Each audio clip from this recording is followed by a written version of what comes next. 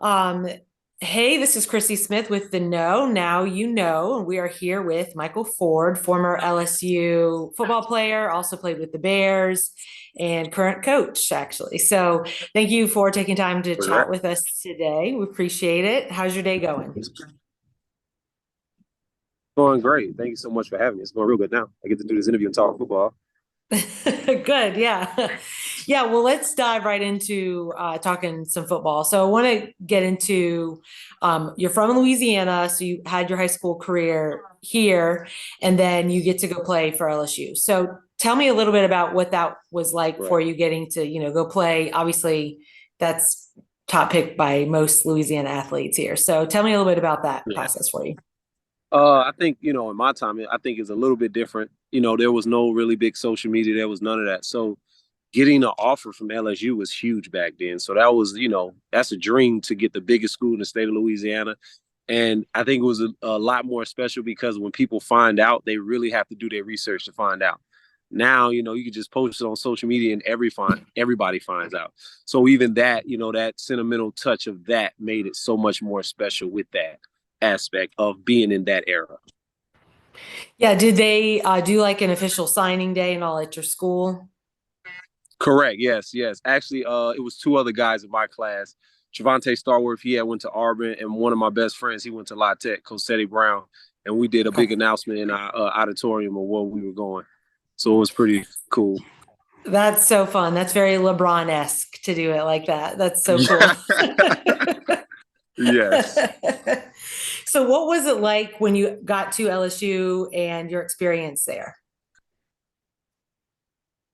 To be honest, it was life changing because of being in high school. You're kind of the best player all the time, Mhm. and it's funny to think how small Louisiana is, but just going 3 hours away, it's so much more life and so many more players across the world, and you get the experience. Like, man, like some of the guys I played with, Spencer Ware, Jeremy Hill, Alpha Blue, Kenny Hilliard, Terrence McGee, learning all these guys, and all these guys were the man at their school, and then they're coming to the school, and you get there. When I first got there, it was Charles Scott, Keelan Williams, Trenton Holiday, and it's like, man, you think you're the only guy, but you get to experience all these other guys, and it's like you learn a whole nother life of football that you didn't know exists. Right, exactly. Now you're not the best, you're just one of the best on a really good team. Yes, you become normal very fast. Right. That's a good way to Yes. put it. Yeah. And I did see some Yes. of your posts on Twitter talking about when you're working to get to that next level and then you've got to push yourself to the next level.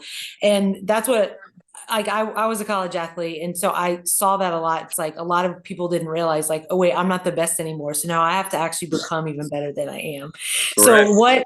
what did you experience that there with guys at LSU that were like maybe weren't able to like figure that out, or what did you see there? So I think the best thing about a program like LSU, even if you don't figure out, just being around top athletes, you just naturally get better. But you will Right. see, like, one of the guys when I first got there, I noticed that was on a different level was Patrick Peterson. Like, Mhm. coming out of high school, there was no huddle, there was no film study. And then when you get to college, another aspect of being great is learning how to break down film. And you see guys doing this, and you're like, wait a minute, what is this? Like, what do you mean I got to go Right. watch film and study film and learn the tricks of the trades to other teams? And then, you get there and you don't do that. And it doesn't Right. matter how talented you are. When you get to that level, it's a step. The only difference between you and the next guy is just one step. Yep. No, that's a really good point because yeah, it does take a level of intellect. It's not just on your skill alone and your talent and Yes. what you can do. You Yes. you've got to learn things because Yes. everybody's so good at that level. Any way that you can set yourself Correct. apart. So what Mm. kind of things did you find that you were like, all right, this is how I'm able to set myself apart from anybody else here? I would say in the moment I didn't know, but hindsight I can say it now is one of the things that I learned. Like, I was more of a acceleration back. I was more quicker than fast, so I knew how to set up my blocks versus the Mhm. guys that we had. They were more power runners, so I knew how to set myself up in the hole to hit the hole better than them. So it always kept me on the field for certain plays, and I developed that niche of speed, being on the kick return, just all these little things that separated me from the other guys in the backfield. Yeah, that's a good point about with the blocks, because I've seen a lot of times where guys, they're just in such a hurry to just get running, that they don't know how to time up when they have a blocker and things like that. And that is a Exactly. skill to really get very, very good at. So that's a great point. Yes. Yeah, and you see that with Taysom Hill a lot with the Saints. Yes. And Go ahead. there you go. Yes. And that's like being, coaching in high school. One of the guys, running back, we got Harlem Berry listed as, top in the nation. That was one of the things I was teaching him was, being patient and learning how to hit the hole. And the only way you can do that is you have to know what the defensive front is. Mm-hmm. Once you learn what the defensive front is, your patience in the hole and out of the hole, and what you need to do vice versa on a different type of run plays. How long have you been a coach there? This is going on my first year there. Okay. And how has it been received? How great has it been received by the players to be like, we literally have Michael Forte as our coach. Like, this is who we have here. I mean, what's been that takeaway from them getting to learn from you? Believe it or not, kids don't watch football, so they have no clue. What? Oh my gosh. Kids do not watch football. Like they have no clue. Kids don't watch football. So to them, I'm just another coach. Except for the running back. He understands because that's the level he's going on. So he understands it. But most of the other kids, they're just kind of like, he's just coach. That's so crazy because, I mean, all they got to do is a Google search. Exactly. They Google everything but the right thing. Do you ever let them know, like, hey, I could still outrun all of you, and I know what I'm doing out here? Yes. Yes. Yes. Yes. So a little bit. So I was at Shaw 3 years ago. I was at Shaw. The coach there got fired. He brought me to Holy Cross, and then the coach there got fired, and I ended up at St. Martin's this year. Exactly. So yeah. So being at the schools, I definitely get out there and show them. And yes, the fire still burns. It never goes away. Good. Yes. Well, that's good. You got to put those kids in their places sometimes, Yes. Correct. I do Definitely. that. I do that with my son. He's 14. He's about to have junior high basketball tryouts. And I'm like, hey, let me show you how you actually play ball. Okay. You don't need to learn a Exactly. fadeaway at 14. Like, that's the last No. thing they're going to be looking for in your tryouts. Yeah, I be same thing in football. Yeah. It's like this. They make 1,000,001 cuts, just like in basketball. You do 1,000 dribble moves. Like, come on, make your most effective move and get to the basket. I know exactly. That's exactly it. Yeah. Well, let me talk to you a little bit about the NFL and the mental side of it, like you just mentioned, going undrafted. Yes. I wanted to kind of pick your brain on that. What was that like? You're coming from a top school, you're obviously extremely talented, and then you don't get drafted and you're waiting to see what's going to happen. So what was that like for you? The tragic. For me, it was super tragic because that was the first time in my life that I've never been wanted. Experiencing not being wanted is one of those feelings that somebody can tell you, but you cannot prepare for that. Like, nobody wants me. I can't get and like I said, my whole life, high school, I've done what I need to do. College, I got to the college I wanted to. I perceive I did what I was supposed to do in college, and just going to the next level, that was hard to experience that and not understanding that. And like you said, it does something to your mental, and it breaks your confidence a little bit to experience like what is going on here. I've done everything I could, and you're telling me. So it's challenging. Yeah. Yeah, and it is for sure. And then you're waiting to see what's going to happen. And then when did you get the phone call? Okay, Chicago wants you. Actually, the Chicago Bears called me in the 7th round. Believe it or not, the funniest story is from the 4th round down, I was getting a bunch of phone calls saying I was going to get drafted. Okay. So from the 4th round all the way to the 7th, I was getting these phone calls. And the 7th round, the draft, the Chicago Bears called me and they said it was between me and the receiver. They ended up taking a receiver and then they signed me, and I ended up signing with them because they was the first ones to call me. Oh, interesting. Okay. Oh, very Yeah. good. You're like, hey, I Yes. appreciate that, so I'll return the favor. Did Exactly. you play with I'm not sure of the years they match up, but did you play with Matt Forte? I did. I did play with Matt Okay. Forte. Correct. Okay. So I'm from Slidell, and obviously he's from Slidell too. So I had a feeling that Nice. the time kind of matched up. Yeah, he's nice. Yes. Um, Yes. so what was it like then?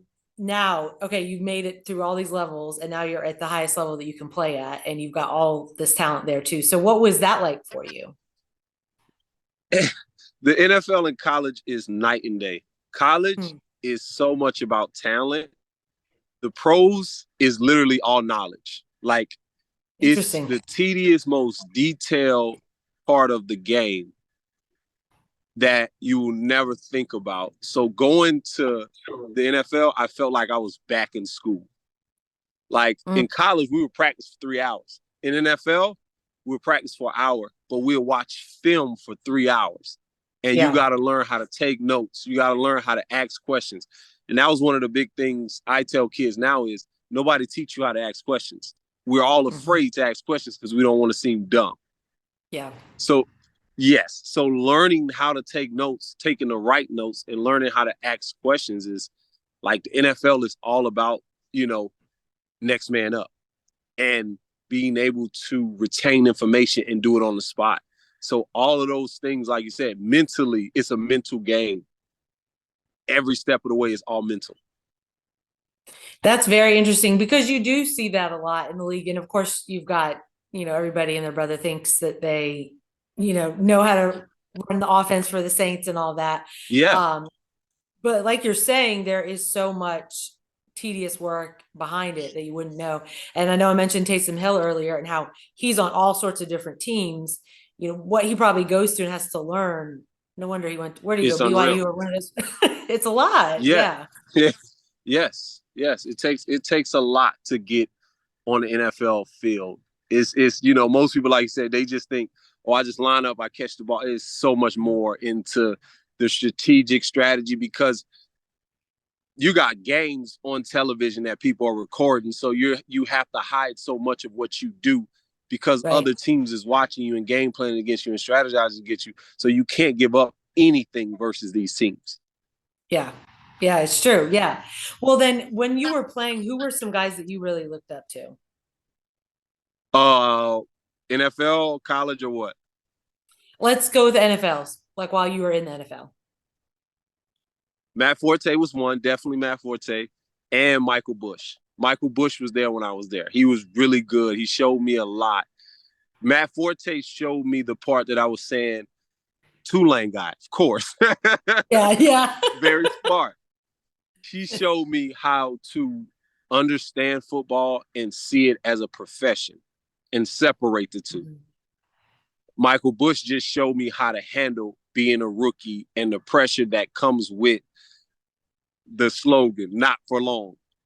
Yeah, I know. Yep. Yeah. Yeah, you hear it all the time, and it is crazy. Yes. Like what you see, like anybody, like Breeze and Brady and those guys that even Matt Forte, had a long career. It's like you must be doing something right because that's just not common at Yes. all. Yes.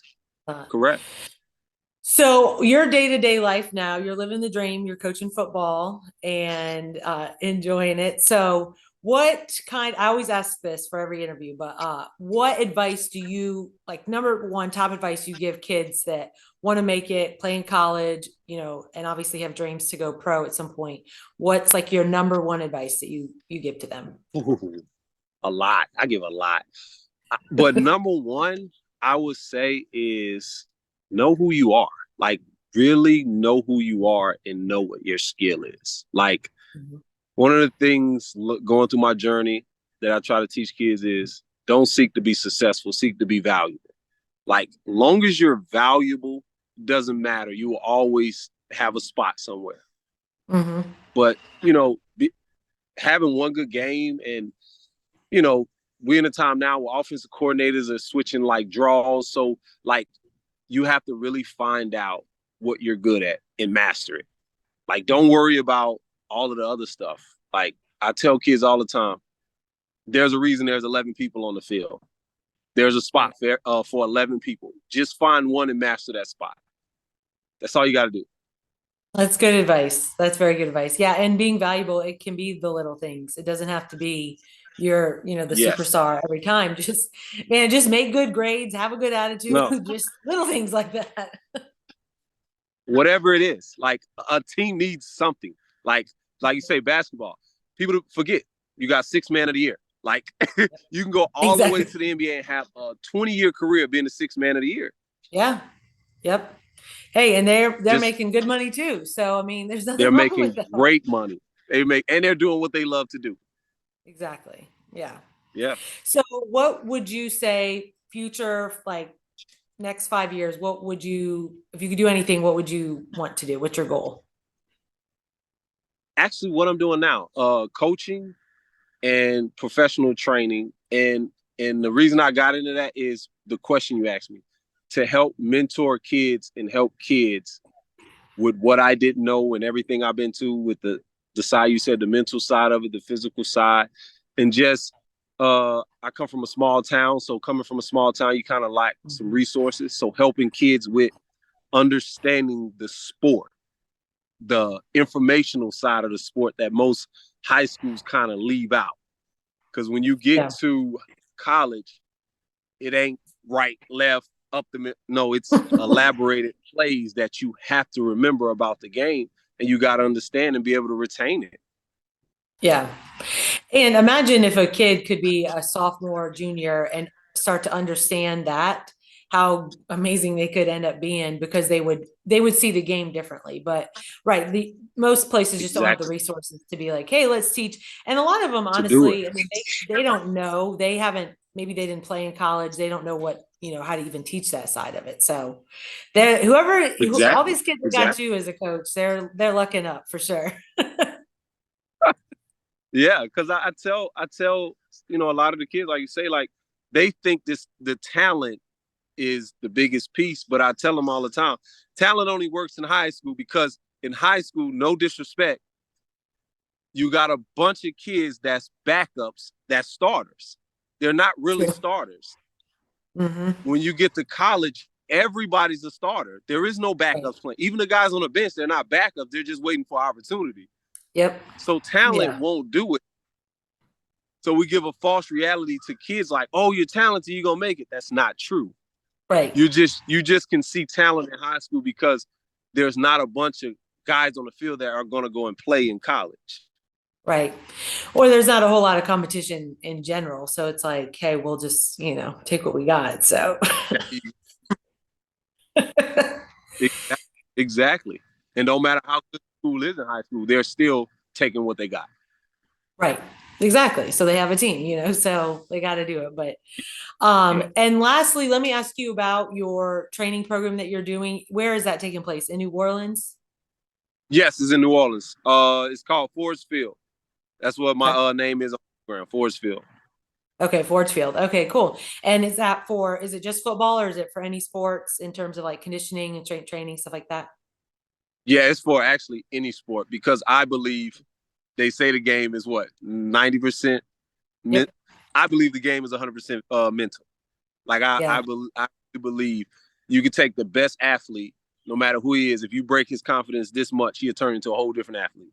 Yep. You're right. Yeah. So I believe 100% mental. So I believe if you can help a kid 1% mentally, his whole game changes. So I try to help every sport in that capacity because I believe at the end of the day, when you break down every sport, it's the same. Yeah. I It's the know. same. I know you're right. Man, Yeah. I love to hear that you're right in New Orleans too. I don't know if people over here, do you have kids from Slidell that come? I mean, we're right across the No, lake. no. We got to get the word out about you because I'm I, telling you, I mean, you know how it is over here in St. Tammany Parish. These people go crazy and they could get somebody like you to train them. So I hope spread the word a little bit out here. The good. best I can I'll be do. definitely. Awesome. Well, thank you for talking to me. I could talk to you all day about sports and playing and all. So, but I appreciate you giving me some Appreciate time today and good luck in y'all's game tonight. Thank you. Appreciate you. Anytime you want me on, I'll be here. Awesome. I'll be in touch with you soon. I'll send you some more info after this, and I'll let you know when this is going to get published and all that. All right, cool. Thank you so much. All right. Well, thanks, Michael. Talk to you later. All right. Bye.